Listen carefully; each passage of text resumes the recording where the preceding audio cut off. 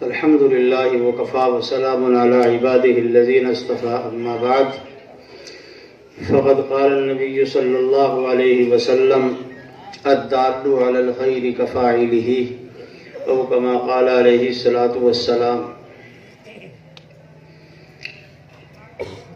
Stage پر تشریف فرما حضرات علماء کرام اور سامنے بیٹھے ہوئے سامعین اعظام،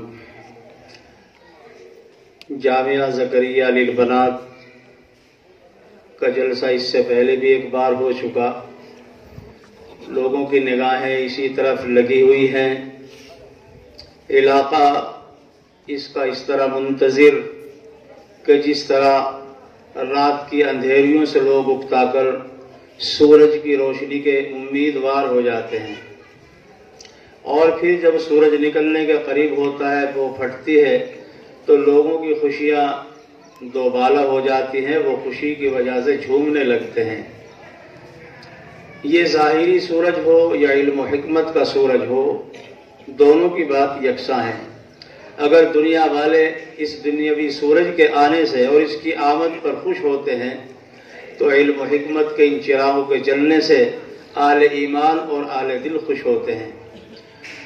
اور جہاں تک علم و حکمت کا تعلق ہے، دیکھنے کو یہ چیزیں کوئی نئی نہیں معلوم ہوتی، لیکن آپ قربان جائیے سرکار دو عالم صلی اللہ علیہ وسلم کے کہ جنہوں نے مکہ مکرمہ میں جنم لیا، کتنی سخت وہ زمین تھی، وہاں کے لوگ آپ کو کیسے کیسے القاب سے پکارتے تھے، یہاں تک کہ آپ کو ہجرت پر ان لوگوں نے مجبور کر دیا تھا۔ وہی مکہ تھا، آپ نے کسی کا کیا بگاڑا تھا؟ مکہ مکرمہ میں صرف لا الہ الا اللہ محمد رسول اللہ کی دعوت دی تھی اور یہی صدا آپ نے گنجائی تھی، لیکن ادھر ابو لہب اٹھا، ادھر ابو جہل اٹھا، اور ادھر کعب بن اشرف اٹھا، اور دوسرے لوگ کہاں سے جمع ہو گئے، تو سرکار دو عالم صلی اللہ علیہ وسلم کو اللہ کی حکمت کی طرف سے، اللہ کی جانب سے یہ حکم ہو گیا کہ ہجرت کیجیے، چنانچہ ہجرت کرنے پر مجبور ہو گئے، ہجرت کی۔ لیکن اسی مکے کی گلی گلی سے اور وہاں کے ذروں ذروں سے اللہ رب العزت نے پھر کیسے کیسے حکما پیدا کیے، کیسے کیسے علماء پیدا کیے، ان لوگوں کی جن کی زندگیاں سرکار دو عالم کی مخالفت میں گزر گئی تھی، اللہ نے ان کی اولادوں کو اسلام سے مشرف فرمایا، اور اسلام کی بنیاد پر اللہ نے ان کو عزت بخشی، اور پھر وہ اقوام و ملل کے سرتاج بنے، بادشاہ بنے، حکمراں بنے، اور انہوں نے ساری کی ساری دنیا کو دکھایا کہ عدل و انصاف کا طریقہ یہ ہے، یہ ظلم و ستم کا طریقہ ہے۔ تو میرے بھائیوں اور بزرگوں، یہاں پر بہت سارے ہمارے اکابر اور بزرگان دین کی تقریریں ہوئی، حضرت مولانا زبیر صاحب کی تقریر ہوئی، ماشاءاللہ بڑی منظم اور بہت دل سے نکلی ہوئی باتیں تھی، اللہ عمل کی توفیق عطا فرمائے۔ ایسے ہی ان سے پہلے مقرر صاحب حضرت مولانا عبداللہ صاحب اور حضرت مفتی رشید صاحب ان کے حوالے سے کچھ گفتگو فرما رہے تھے کہ وہ تشریف لائے، لیکن اس میں کوئی دو رائے نہیں ہے، کوئی شک و شبہ نہیں ہے، جہاں اکابر اور علماء کرام بزرگان دین کے قدم پڑ جاتے ہیں، اللہ رب العزت ان کے قدموں کی لاج رکھتے ہیں، اور پھر وہاں سے ایسے ایسے جوہر نکال دیتے ہیں اللہ تعالیٰ علم و فضل کے، جن کے بارے میں کچھ اندازہ بھی نہیں کیا جا سکتا۔ اب یہ ایک ادارہ بنا ہے، یہ اللہ کے علم میں ہے کہ یہاں سے پڑھنے والے طلباء، پڑھنے والی طالبات کیا علم و حکمت لے کر کے نکلیں گی بچیاں، اور جو پڑھیں گی وہ جن گھروں کی رونق بنیں گی جا کر، اللہ ان کو اچھا گھرانہ عطا فرمائے اور نبھاؤ کی جگہ عطا فرمائے۔ لیکن جب یہاں سے علم و حکمت لے کر کے نکلیں گی اور علم و حکمت سے آراستہ ہو کر کے نکلیں گی تو یقینی طور پر وہ ان گاؤں کو، ان گھروں کو گہوارہ بنا دیں گی علم و حکمت کا، اور وہاں یہاں کا فیض جاری ہوگا۔ اب جہاں تک اس کا تعلق ہے کہ صاحب آپ لوگ تھوڑے سے افسوس کرنے لگے کہ ہم سے اتنا بڑا کام کیوں نہیں ہوا، یہ تو دیکھیے اللہ کی ایک حکمت ہے۔ حضرت مولانا قاسم صاحب نانوتوی علیہ الرحمہ جو رہنے والے نانوتے کے تھے، دیوبند کے اندر ان کی سسرال تھی، تشریف لے گئے، اور اللہ کی حکمت بالغہ وہاں کار فرما ہوئی تو دارالعلوم کی بنیاد رکھ دی گئی وہاں پر۔ لیکن دیکھتے ہی دیکھتے پھر کتنے لوگ تعمیری اعتبار سے جڑتے چلے گئے، تعلیمی اعتبار سے جڑے، تنظیمی اعتبار سے جڑے، اس کا مشن لے کر کے نکلے، اور روئے زمین کا کوئی خطہ ایسا نظر نہیں آتا جہاں آج دارالعلوم کا چراغ نہ جل رہا ہو اور وہاں روشنی ایمانی اور روحانی نہ پہنچ رہی ہو۔ تو دیکھنے میں تو حضرت مولانا قاسم صاحب تھے، لیکن یہ نہیں کہ وہ دروازہ حضرت مولانا قاسم صاحب نانوتوی کے ساتھ ہی اللہ تعالیٰ نے بند فرما دیا۔ نہیں، آنے والے لوگوں کے لیے علم و حکمت کے دروازے بھی کھولے، آنے والے لوگوں کے لیے اعانت کے دروازے بھی کھولے کہ تم بھی اپنی حیثیت کے مطابق اس کا تعاون کر سکتے ہو، اس کی اعانت کر سکتے ہو۔ لا یکلف اللہ نفسا الا وسعها، اللہ نے حد سے زیادہ کسی کو مجبور اور پابند نہیں فرمایا ہے، بلکہ اللہ تعالیٰ نے تو آدمی کی ہمت کے مطابق اس کو مکلف کیا۔ اگر ایک آدمی کھڑے ہو کر نماز نہیں ادا کر سکتا تو فرمایا کہ بیٹھ کر ادا کر لو، بیٹھ کر نہیں پڑھ سکتا تو اس سے فرما دیا کہ تم اشارے سے لیٹ کر نماز ادا کر لو۔ ایک آدمی مالدار نہیں ہے تو اس کو مجبور نہیں کیا گیا کہ تم کہیں سے بھی کما کر لاؤ لیکن تمہیں اتنا % خرچ کرنا پڑے گا، نہیں، ان کو پابند نہیں بنایا گیا۔ مال ہے تو دے دو، نہیں ہے تو نہ دو۔ اللہ تعالیٰ نے روزوں کا مسئلہ رکھا، اگر روزے آ گئے ہیں اور کوئی آدمی بیمار ہے اور اس کو حکما، اس کے حکیم اور ڈاکٹر منع کر رہے ہیں کہ اتنا لمبا روزہ رکھنے سے تمہاری صحت خطرے میں پڑ جائے گی، تمہاری جان خطرے میں پڑ جائے گی، تو اللہ تعالیٰ نے تو مجبور نہیں کیا ہے کہ ہم نہیں جانتے تم مرو گے یا جیو گے، تم روزے رکھو۔ نہیں، اللہ تعالیٰ نے فرمایا کہ اگر تم بیمار ہو تو بعد میں روزے رکھ لینا۔ وَإِن كُنتُم مَرْضَىٰ وَعَلَىٰ سَفَرٍ فَعِدَّةٌ مِّنْ أَيَّامٍ أُخَرَ، اگر کوئی آدمی حج کے کیا نام وسعتیں نہیں رکھتا ہے حج کا جانے کے لیے تو اللہ نے مجبور نہیں کیا ہے اس کو، جب وسعتیں ہو جائے تو تب۔ اسی طریقے پر ہمارا اپنا حال بھی یہی ہے کہ اللہ تعالیٰ ہماری حیثیتوں کو دیکھتا ہے اور ہماری حیثیتوں کے مطابق ہی اللہ رب العزت ہم سے مطالبہ کرتا ہے۔ آپ لوگوں کے لیے، آپ کی نسلوں کے لیے اللہ نے یہ کام کرایا ہے۔ اللہ تعالیٰ جزائے خیر عطا فرمائے معاونین کو بھی، اور جو اس کے رکن رکین روح رواں ہیں ان کو بھی، اور جن بزرگوں کی اکابرین کی وہ شبیہ دعائیں اس میں شامل حال ہیں ان کو بھی اللہ رب العزت جزائے خیر عطا فرمائے اور اس کو سب کے لیے صدقہ جاریہ بنا دے۔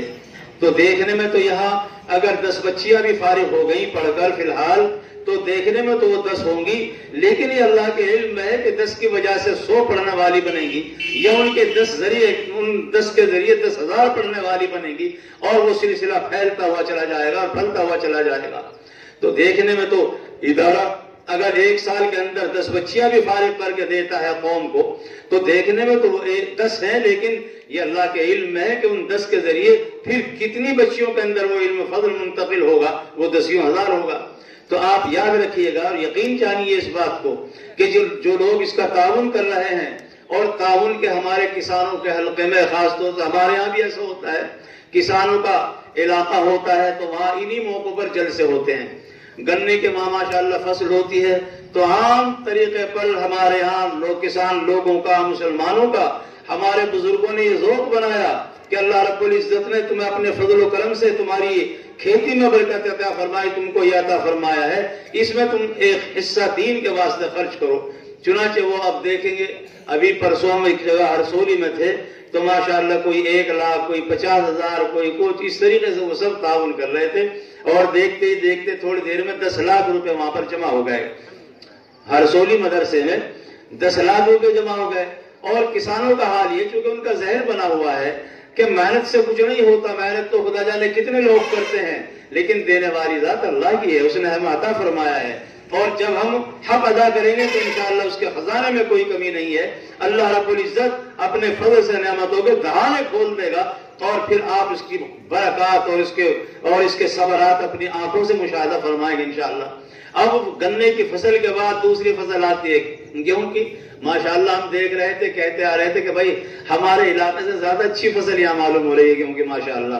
اور میں ڈرائیور سے کہہ رہا تھا ہمارے یہاں تو کچھ بیماریاں بھی نظر آتی ہیں، کچھ بندری وہ پرایا سا گھاس نظر آتا ہے گیہوں میں، لیکن یہاں کھیت کے کھیت ایسے نظر آتے ہیں جیسے مشین سے ان کو پلین بنا دیا، اوپر سے گویا کہ ایک سطح بنا دی گئی ہو، اور بالیں ہیں ماشاءاللہ وہ لہلا رہی ہیں، بالیں وہ جھکی جا رہی ہیں، ان کے اندر اللہ نے غلہ بھر دیا ہے۔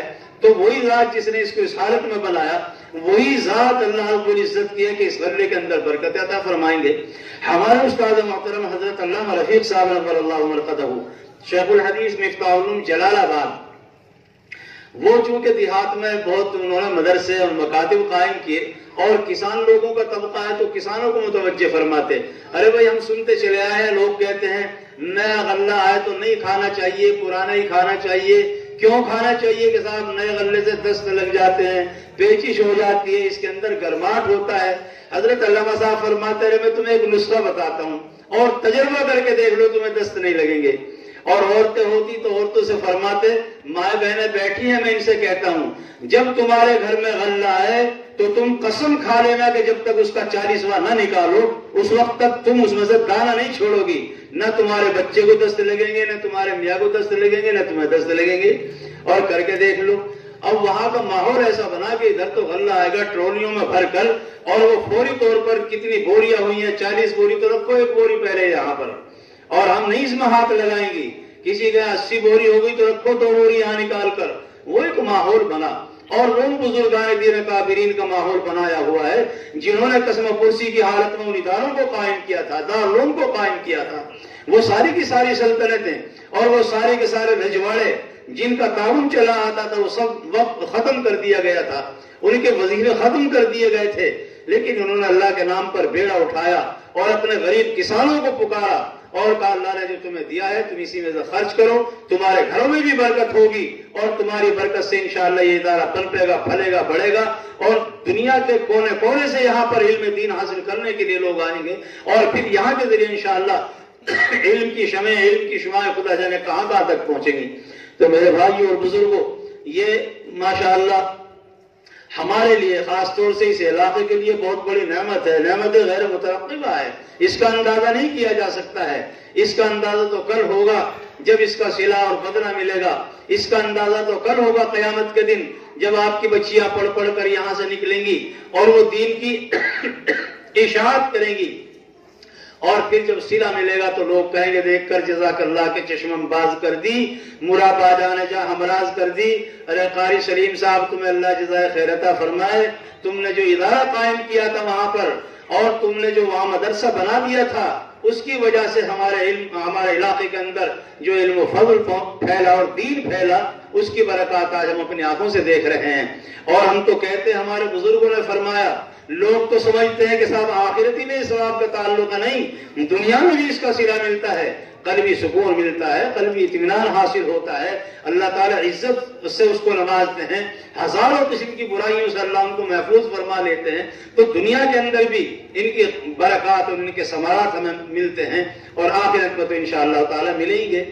تو میرے بھائیوں اور بزرگوں، ہمارے مولانا زبیر صاحب فرما رہے تھے کئی سال سے کوشش ہو رہی تھی، ماشاءاللہ تکمیل کو پہنچا، ہمیں تو تکمیل ابھی نظر نہیں آ رہی ہے، کہاں تکمیل ہو گئی؟ ابھی دروازے اس کے پڑے ہوئے ہیں، گیٹ اس کے پڑے ہوئے ہیں، ابھی اسی طریقے سے ابھی اوپر کی لپائی بھی باقی ہے اور ان کے ساتھ پتائی بھی باقی ہے۔ ہمارے اپنے گھر ہوتے ہیں، کھڑے کرتے ہیں گھروں کو تو اول فرصت میں دروازے چڑھاتے ہیں تاکہ غیر آدمی نہ آ جائے، محفوظ ہوں آ کے رہنے والے، اور پھر اس کو لباس پہناتے ہیں، اور پھر کہیں جا کر رہنا سہنا اطمینان سے ہوتا ہے اس کے اندر۔ تو حضرت مولانا نے پہلے اعتبار سے فرما دیا، لیکن بھیا ابھی اس کی تکمیل میں بہت ضرورت ہے۔ اب دیکھیے کتنے بڑے بڑے جنگلے بنے ہیں۔ میں تو کہہ رہا تھا کہ ماشاءاللہ انہوں نے روشنی اور ہوا کا قدرتی انتظام ایسا رکھا ہے کہ اس بناوٹی بجلی کی احتیاج نہ ہو، محتاج کی نہ ہو، روشنی ہے، ہوا ہے، قدرتی طور پر بچے بچیاں پڑھیں گے انشاءاللہ، صحت مند رہیں گے۔ تو آپ لوگوں کے سامنے یہ کام ہونا چاہیے، یہ کام ہونا چاہیے۔ اور حدیث شریف میں فرمایا، آقا نامدار علیہ الصلوۃ والسلام نے ارشاد فرمایا، من بنا مسجدا للہ بنى اللہ لہ بیتا فی الجنہ۔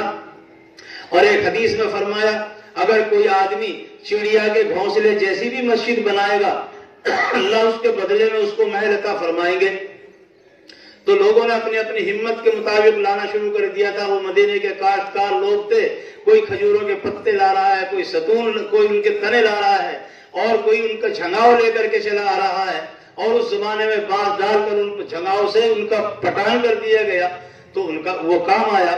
لیکن حضور اکرم صلی اللہ علیہ وسلم نے جو ارشاد فرمایا تھا تو اس میں یہ قید نہیں کہ لاکھوں کا تعاون ہو، وہ لاکھوں والے بھی آ جاتے ہیں، لیکن چھوٹی رقم والوں کی برکت سے اللہ تعالیٰ بڑے والوں کو بھیج دیتے ہیں۔ اور یہ بات بھی یاد رکھنا چاہیے، اللہ کی چھوٹی نعمت کی جو آدمی قدر کرتا ہے، اللہ اس کو بڑی نعمتوں سے مالا مال کرتا ہے، نوازتا ہے۔ تو یا خدا جان ہماری تو گنتی میں نہیں آ پائے ہیں، کتنے جنگلے ہیں، کتنے دروازے ہیں، کتنے گیٹ ہیں، کتنے بڑے ہیں، کتنے چھوٹے ہیں. انہوں نے تو بس آنکھ بند کر کے کھڑا کرنا شروع کر دیا. اب انہیں خیال نہیں ہو رہا ہوگا کہ بھئی لویں بھی چلیں گی، سردیاں بھی آئیں گی، کیسے پڑھا جائے گا، ان کی کھڑکیاں نہیں، دروازے نہیں ہیں، اور ان کو کم از کم دیکھنا چاہیے تھا. ایسے موقع پر ہمارے استاد محترم حضرت علامہ رفیق صاحب ارشاد فرمایا کرتے تھے، لوگ یہ کہتے ہیں کہ پیر چادر کے مطابق پھیلانے چاہیے. ہم بھی یہی کہتے ہیں. کیا کہتے ہیں؟ کہ پیر چادر کے مطابق پھیلانا چاہیے. لیکن حضرت علامہ صاحب فرماتے ہیں غلط ہے، نہیں، پیر ہمت کے مطابق پھیلا دینے چاہیے. پھر چادر ڈالنے والے لوگ بھی تمہیں مل جائیں گے انشاءاللہ. کوئی نہ کوئی گزرے گا وہاں کو، رحم آئے گا اس کو، تمہارے پیروں پر چادر ڈالتا ہوا چلا جائے گا. تو چادر کے مطابق پیر نہیں، ہمت کے مطابق پیر پھیلانے چاہیے. اب یہ کام آپ لوگوں کے دیکھو کرنے کا ہے. یہ دیکھنے میں چاہے مجمع قلیل ہے، لیکن وقلیل من عبادی الشکور، شکر گزار بندے تو تھوڑے ہی ہوتے ہیں. اور جب شکر گزار بندوں کے دلوں کے اندر ایک دھن لگ جاتی ہے اور وہ اپنے دل پر کسی کام کو لے لیتے ہیں تو پھر اس کام سے رشتہ داروں کو جوڑتے ہیں، تعلق والوں کو جوڑتے ہیں، اپنے دوستوں کو جوڑتے ہوئے چلے جاتے ہیں. جب ہم دنیا کے کام میں لوگوں کو جوڑ سکتے ہیں تو دنیا دین کے کام میں کیوں نہیں جوڑ سکتے؟ کیا ہمارے میں سے کوئی ایسا جوان نہیں ہو سکتا ہے جو یوں کہے کہ انشاءاللہ میں 10 کھڑکیوں کا انتظام کروں گا صاحب؟ اب وہ اپنی طرف سے بھی کرے، 10 دوست تلاش کر لے، ایک ایک ان کی طرف سے کرا دے. اور میں نے یہ حدیث جو پڑھی ہے اس کا مطلب یہی ہے کہ الدال علی الخیر کفاعلہ، آدمی کسی کام کی رہبری کرنے والا، دلالت کرنے والا، اس کام پر لگانے والا بھی ایسا ہی ہوتا ہے جیسے کہ اس کام کو انجام دینے والا، اس کام کے کرنے والا. آپ ایک چڑھوا دیں گے کھڑکی اپنی جانب سے اور 10 متوجہ کر دیں گے آپ 10 ساتھیوں کو، تو یہ نہیں کہ ان کا ثواب ان سے کاٹ کر آپ کو دے دیا جائے گا، نہیں، ان کو تو ان کا ثواب ملے گا. آپ نے ایک کھڑکی جو چڑھوائی ہے اس کا ثواب ملے گا، اور پھر 10 کھڑکیوں کے دروازوں کو بھی آپ سبب بنے ہیں تو سبب بننے کے اعتبار سے بھی انشاءاللہ اس کا ثواب ملے گا. تو وہی تقریریں بھی ہو چکی ہیں ماشاءاللہ. اور ہمارے ہاں بزرگوں نے یہی 2 طریقے رکھے ہیں، بھائی جلسہ ہو تو چندے کی تشکیل کرو، اور اجتماع ہے تو پھر نکلنے کی تشکیل کرو. اجتماع ہوتا تو پھر ہم کاغذ قلم لے کر کھڑے ہو جاتے، بتاؤ 4 مہینے کے لیے سال والے کون ہیں، 4 مہینے والے کون ہیں، چلے والے کون ہیں، 3 دن والے کون ہیں. وہ 3 دن پہ تو بہت بعد میں آتے ہیں جی. اور اگر مدرسے کا جلسہ ہو تو پھر مدرسے کے تقاضوں کو دیکھنا ہوتا ہے، مدرسوں کی ضرورتوں کو دیکھنا ہوتا ہے، اور پھر یہ ہماری اپنی بہت بڑی سعادت ہوتی ہے اور ہمارے آپ کے لیے کوئی مشکل نہیں ہے. ٹھان لو اس کو انشاءاللہ. اچھا ہاتھ اٹھاؤ تم میں سے کون کون ہے اس کام کے لیے. ابھی نقل مطالبہ نہیں کر رہے ہم ماشاءاللہ. کاہے کے لیے ہاتھ اٹھا رہے ہو؟ مدرسے کی خدمات کے لیے، قورمہ کھانے کے لیے، خدمات کے لیے. ماشاءاللہ ماشاءاللہ. ٹھیک ہے، اور ہاتھ اٹھائیں کون ہے کہ کھڑکی کا، اس کا جنگلے بھی ماشاءاللہ بڑے بڑے ہیں، لیکن کوئی بات نہیں ہے، ان کی کھڑکیاں چڑھنی ہیں. بچیاں پڑھیں گی تو پردہ بھی چاہیے، احتیاط بھی چاہیے، حفاظت بھی چاہیے، ساری چیزیں چاہیے. ان کے لیے تھوڑی سی تشکیل کر لیں آپ لوگ. اچھا کہاں ہے قاری سلیم صاحب؟ ماشاءاللہ جی. نعرہ تکبیر بولو، ہمت سے بولو، نعرہ تکبیر. کیا نام ہمارے بھائی کا؟ ماشاءاللہ محمد حسن پارس صاحب 51,000 سے مدرسے کا تعاون کر رہے ہیں. اللہ تعالیٰ بہت جزائے خیر عطا فرمائے، قبولیت سے نوازیں، اور ان کے ارادوں کو اللہ قبول فرمائے، نیک تمناؤں میں اللہ برکت عطا فرمائے. ہاں یہ ایک ساتھی ہے کوئی، وہ 500 روپے پیش فرما رہے ہیں. اللہ تعالیٰ قبولیت سے نوازے، برکت عطا فرمائے. ہمارے پارس صاحب نے ماشاءاللہ 51,000 روپے پیش فرمائے. اللہ تعالیٰ قبولیت سے نوازے، برکت عطا فرمائے.